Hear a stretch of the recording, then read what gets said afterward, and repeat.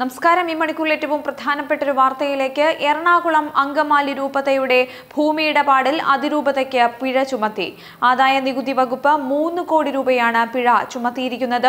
51 ലക്ഷം രൂപ സഭ ആദ്യഘട്ടമായി പിഴയടച്ചു. ഇന്നലെയാണ് അതിരൂപത പിഴയടച്ചിരിക്കുന്നത്. ഭൂമി കച്ചവടത്തിന്റെ ഇടനിലക്കാരും പിഴയടയ്ക്കണം.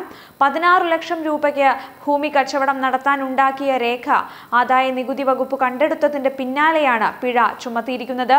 ഫാദർ ജോഷി പുതുവ, ഇടനിലക്കാരൻ സാജു വർഗീസ് എന്നിവരാണ് കരാറിൽ ഒപ്പുവെച്ചിരിക്കുന്നത്. 2015 സഭയ്ക്കുണ്ടായ കടം വീട്ടാനായിരുന്നു നഗരത്തിലെ 5 ഇടത്തുള്ള 3 ഏക്കർ ഭൂമി സെന്റിന് 9,05,000 രൂപ എന്ന നിരക്കിൽ 27 കോടി രൂപയ്ക്ക് വിൽക്കാൻ തീരുമാനിച്ചത്. എന്നാൽ ഇടനിലക്കാരൻ സാജു വർഗീസ് ഭൂമി 13.5 കോടി രൂപയ്ക്ക് വിൽപ്പന നടത്തി എന്നാണ് ആധാരത്തിൽ കാണിച്ചത്. സഭയ്ക്കു കൈമാറിയത് 9 കോടി രൂപയും 36 പ്ലോട്ടുകളായി സഭ കൈമാറിയ ഭൂമി പിന്നീട് ഇടനിലക്കാർ 4ഉം 5ഉം ഇരട്ടി തുകയ്ക്ക് മറച്ചുവിറ്റു എന്നും അന്വേഷണ കമ്മീഷൻ കണ്ടെത്തിയിരുന്നു. സഭയ്ക്ക് ഭൂമി വിറ്റതിലൂടെ കാര്യമായ നേട്ടമൊന്നും ഉണ്ടായിട്ടില്ല.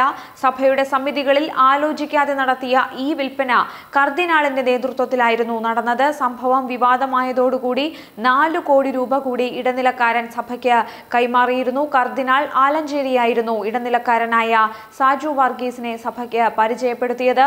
ഇതോടെയാണ് വൈദികർ കൂട്ടത്തോടെ കർദിനാളിനെതിരെ രംഗത്തെത്തിയത്. അതിരൂപതയിൽ ഭരണ പ്രതിസന്ധി വരെ സംജാതമായതോടുകൂടി വത്തിക്കാൻ നേരിട്ട് ഇടപെടുകയും എറണാകുളം അങ്കമാലി അതിരൂപതയ്ക്ക് പുതിയ അഡ്മിനിസ്ട്രേറ്ററെ നിയോഗിച്ച സാഹചര്യവും ഉണ്ടായിരുന്നു. എന്തായാലും എറണാകുളം അങ്കമാലി രൂപതയുടെ ഭൂമി ഇടപാടിൽ അതിരൂപതയ്ക്ക് ഇപ്പോൾ പിഴ ചുമത്തിയിരിക്കുന്നു. ആദായ നികുതി വകുപ്പ് 3 കോടി രൂപയാണ് ഇവർക്ക് പിഴയായി ചുമത്തിയിരിക്കുന്നത്.